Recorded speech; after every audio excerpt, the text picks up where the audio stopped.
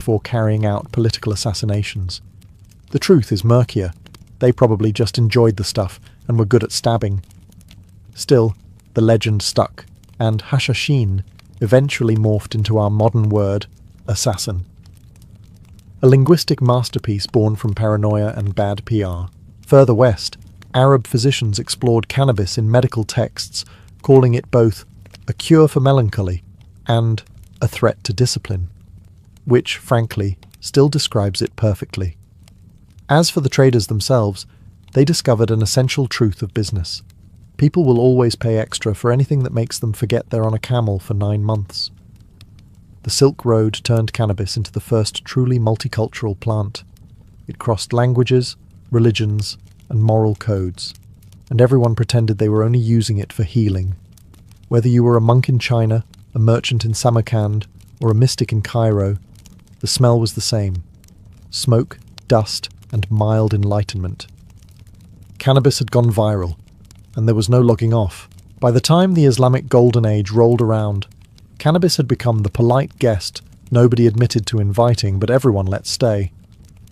From Baghdad to Cairo, it wafted quietly through mosques, palaces, and poetry circles, never mentioned too loudly, but always there.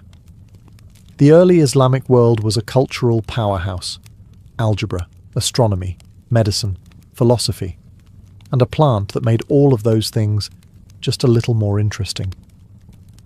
Scholars like Avicenna and Al-Razi wrote about cannabis in their medical works, describing it as useful for pain, digestion, and calming of the spirit, which is medieval code for take one and stop arguing about theology for 5 minutes. But Islam had a complicated relationship with intoxication.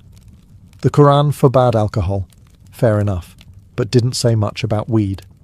That left room for interpretation, and wherever interpretation exists, humans immediately find a loophole. Thus, the rise of hashish, the original grey area of divine law. The Sufi mystics embraced it fully. These were the spiritual poets and dancers of Islam, the ones spinning in circles and claiming union with God through music, prayer, and occasionally substances that made God seem unusually chatty. For Sufis, cannabis wasn't a vice, it was a bridge. A fragrant, slightly giggly bridge to the divine. Meanwhile, the religious establishment frowned.